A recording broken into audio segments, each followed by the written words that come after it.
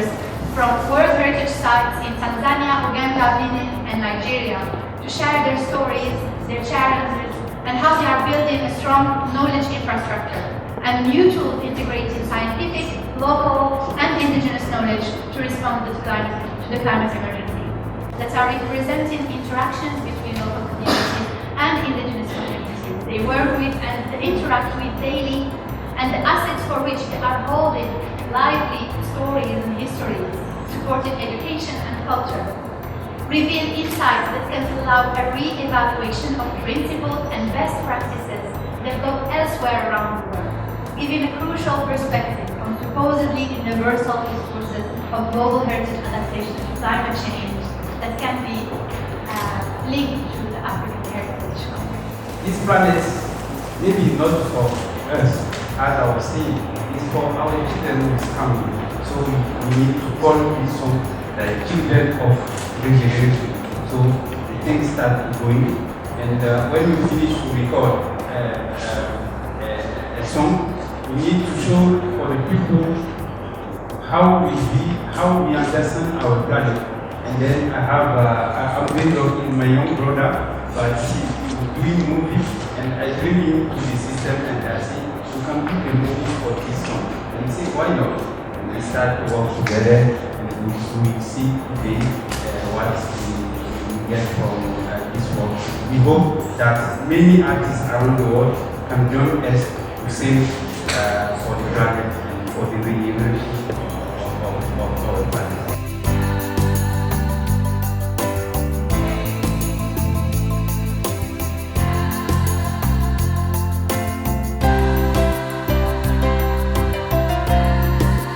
Hi everyone, I'm Sridevi Changali and I'm here for the COP27. I run an architectural studio in Bangalore, India, and we focus on heritage, sustainable construction and gender when it comes to climate. I'm here at the COP for a session on the intersection between tangible and intangibles and how it relates to climate, gender and culture.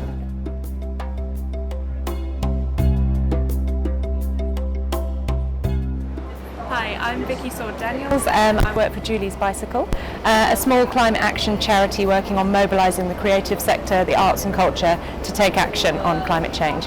And we're here at COP27 to bring a message to COP that we need to integrate culture into the heart of COP, into policy, to bring with it values of collaboration, care and creativity to build the world that we want to see.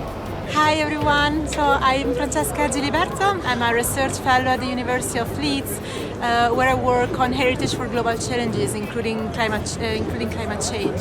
So I'm very happy to be here at COP27, and I thank my university for allowing me to be here and to be part of the Climate Heritage Network.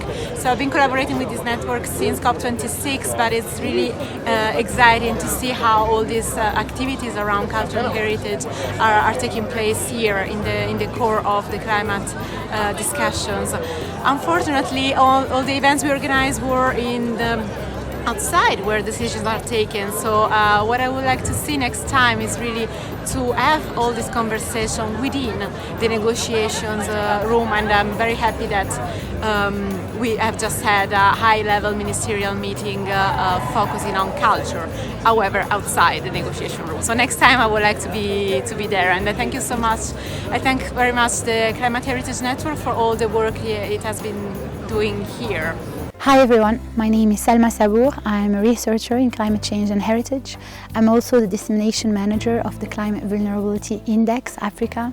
I'm here at COP27 to support African heritage voices in sharing their stories, their challenges and their approaches of adaptation with the wider community, with policymakers. I strongly believe that locally led, value-based vulnerability assessments and adaptation approaches that account of different perceptions from the managers, from the local communities, indigenous communities, are important in developing adaptation approaches that are resilient and that are just. Climate and heritage researcher working on heritage and climate change. I'm doing a postdoc right now in the University of Southampton, and I'm the dissemination manager of the Climate Vulnerability Index Africa. at the Climate Heritage Network, and I'm really delighted to be hosting this event today. There's a high confidence today that African human and natural systems are already being affected by climate change, and future impacts are expected to be substantial, including Africa's diverse and unique cultural, natural, and biocultural heritage. Hi, habari. My name is Messi Mbogera. I'm a site manager for the ruins of Kilwa Kisiwani and the ruins of Songo Mnara World Heritage Site, which is in Tanzania, East Africa. I'm here to represent African Voice for the COP27, as my site is among of the sites in Tanzania or Africa, of which is impacted with the climate change. So with the COP27, we share our ideas, experience on how well to protect these cultural heritage sites in Africa in general, and for the future benefits, for today and the future benefits. So in my site we have some adaptation measures we took, like plantation of mangrove trees so as to reduce the speed of wave action to go directly to the monuments. But also we have another adaptation measures we took, like construction of gabion walls. But here in Egypt, I have attended some of the session where other sites in Africa, in the world in general, they're impacted with climate changes. This is Malindi Mosque.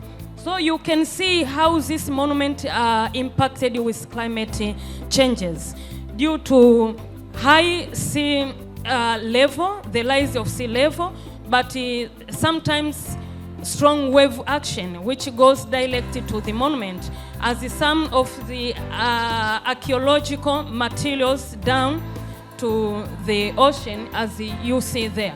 So what is some mitigation measures we already took so as to rescue these monuments is construction of gabion walls back, construction of gabion walls like what you see here, so as to protect from wave action, but also plantation of mangrove trees. As you see here, this is how we plant mangrove seeds. Then after 1 month, we have tried to plant these mangrove trees to the open areas where you can find the monuments which are located along the coastal areas. So, okay, thank you. I will go to the key message. I have a lot of things to tell, but my time. So, the key message. Cultural and natural heritage sites, including World Heritage properties, can serve as a refuge, strengthening resilience for communities during and after climate-related emergencies, and can also act as an asset for recovery in the wake of intercommunal conflict linked to climate change. Our government needs to ensure the inclusion of culture in decision-making process related to climate change, but also to incorporate climate change agenda in both the cultural and the natural heritage policy, as well as to increase the fund for adaptation measures for the agenda of climate change in heritage sites. Mulimutya, my name is Simon Musasize. I work with the Cross Culture Foundation of Uganda. It is an non-governmental organization that works to mainstream culture in development. We've been working in the Rwenzori Mountains National Park, a World Heritage Site, to try and understand the impact of climate change on our heritage resources. So we've been trying to document our cultural heritage resources that are under threat because of the impact of climate change. It is work still in progress, but we've been able to understand that actually the community that we worked with, which is the Bakonjo people of the Rwenzori, are very strong people that have strong connection with the water and the snow. And with the receding snow because of global warming, we are seeing that it's having an impact on the changing settlement patterns. People are moving away from the water bodies, which has an impact on their culture. The rivers are coming down with huge boulders, sweeping everything. And among the things that have swept is an entire town. If you can search for Kilembe town, it was the third largest town in the 60s in Uganda. It was swept completely. It was swept, schools, villages. So this is what is happening. But a lot of time when this happens, a lot of attention is on how many people have lost their lives, how many property have been lost. But we don't pay attention to the culture, people's culture that is being affected. So in 2020, with the support of the British Council in partnership with our partnership with the International National Trust Organization, we thought of a project, what we call the melting snows and rivers and floods. So we try to work with the communities and try to understand how we can mitigate against the impact of climate change. So what did we do? We started by documenting our cultural resources that are under threat within the national park, but also outside the national park. So we documented that knowledge. And what we can say is that the park is surrounded by different ethnic groups, but we worked with one ethnic group, which is the Bakonjo. The Bakonjo have very strong attachment with the snow and water bodies. I hope I'm not being one. With the snow and water bodies. So what we noticed that with what is happening, the community are moving further away from the water bodies and the snow because of what is happening. And this is having a very great deal on their culture. So we notice that the local knowledge that people have about the environment is being lost as they move further and further away from their heritage. They also have taboos that they use to be able to respect the environment. They no longer do this. We are seeing them being forced into refugee centers where they cannot practice the indigenous culture. We've seen towns, shanty towns developing.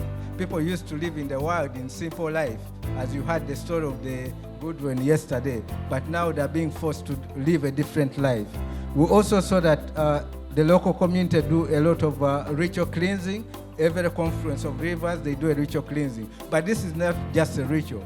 It's a sort of awareness, creating awareness. When the community come together, they are creating awareness that we have a problem. So what we are saying to the policymakers is that let us acknowledge that intangible cultural heritage can directly be affected by climate change.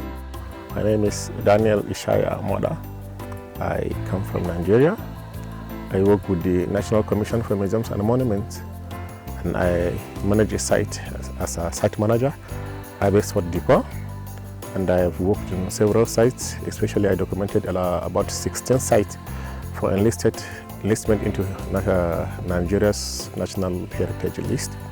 And I have worked on Sukkur cultural landscape with Sukkur community, and I was one of the 6 African heritage professionals that have undergone CVI, that is Climate Vulnerability Index, CVI Africa. I'm now in COP27, Sharm el-Sheikh, Egypt, and I'm happy to be here. It was a very wonderful occasion. We had a series of cultural activities, and the reason I'm here because we resolve that under Climate Heritage Network to bring African cultural voices to COP27. Climate Vulnerability Index is a scientific approach of applying a tool of scientific approach on applying climate change vulnerability assessment on heritage sites. Sukkur cultural landscape is the first cultural landscape in Africa. It was declared as a World Heritage Site in 1999. Rabes Fort Dikwa is a national monument. It was declared as national monument in 1959. My shout out to the lawmakers and the world leaders at large is that one more reason for the inclusion of the indigenous local knowledge in climate vulnerability assessment on our intangible cultural heritage in many societies and countries is the risks it faces these days of being extinct. Aside the modernization, the globalization, the urbanization, urban and rural developments, the increased rate in climate changes due to droughts, floods, that causes forced migration, as well as damages our heritage properties. All these join forces to put intangible cultural heritage at risk. Such expansions of history, culture, heritage is now increasingly an urgent need for protection and preservation as different risks converge to threaten into our and to alter not only the form but also the manner our intangible cultural heritage existed. Thank you very much. Now in Hausa, I belong to Hausa community, the largest ethnic group in Nigeria. We have three major ethnic groups: Hausa, Yoruba, and Igbo. Hausa took the half of Nigeria, so I belong to that. And we don't only speak about cultural heritages, we practice it. So I wear Hausa, typical Hausa dressing. Hello everyone, my name is Chan Ibrahim. I am director and co-founder of Eco Musée Tatasomba. So we are working on the Kutamaku, the land of Batamariba. Because of climate change, these sites, World Heritage Site in Benin, both Benin and Togo, is very affected, and people don't have any more resources like material to build houses. Who is Takienta? Takienta is main of principal element of heritage in this site. I am at COP27 to bring the voice of this community who is very affected by climate change, but also to say that if we want to have solution about climate change, we have to learn from traditional knowledge of this local community. We start to work on Kutamaku, the land of Batamariba. As you can see, is for both sides from Benin and Togo. Some parts of climate change, there is no any more materials to have a new building of these traditional houses, and we just start to work on it and firstly make a map. We map every houses who is in this landscape to know how many today we have still on this site, and also map the where the place where we can still find the materials to build these houses. As we know that climate change is really impacting us, and it's not a thing that is just impacting one country, but it impacts all the heritages and many countries. And our success in combating cultural heritage, combating climate change, it means we need to have a balanced. We were able to, when you talk about climate, it has many elements. So during the workshop, which comprises the local community, people from academia, multidisciplinary, we came together with the knowledge of the people in that location. We are able to bring out 3 stressors that were affecting the people of Sukkur and then the World Heritage Sites. They are drought and then the storm intensity. Approach to solution this planetary crisis must no longer allow themselves to be ignored. We didn't have a resource to be here today. It is very important for us to bring African voice. It's African COP. We can't do it without African people. You know, we would like to be more, a lot of like this, but we don't have resources.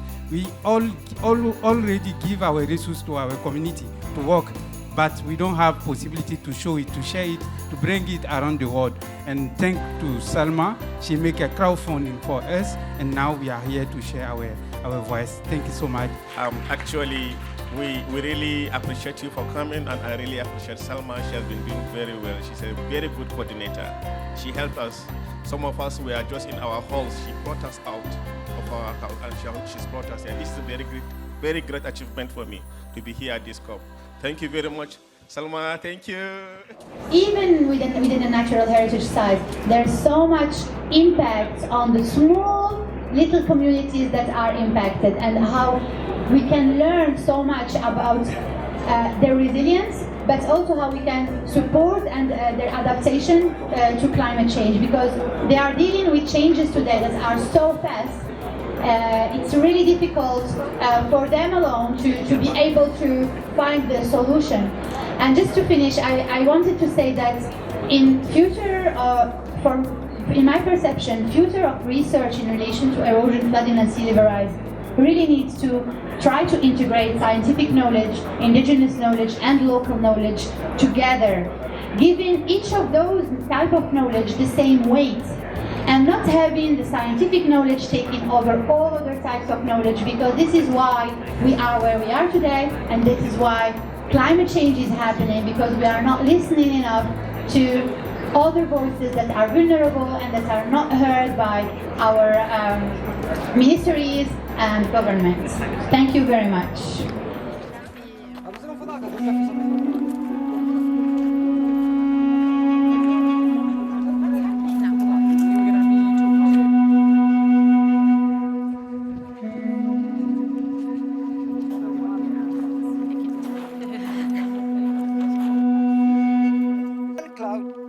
Carrying all the water to them, because when they see there is no water, like because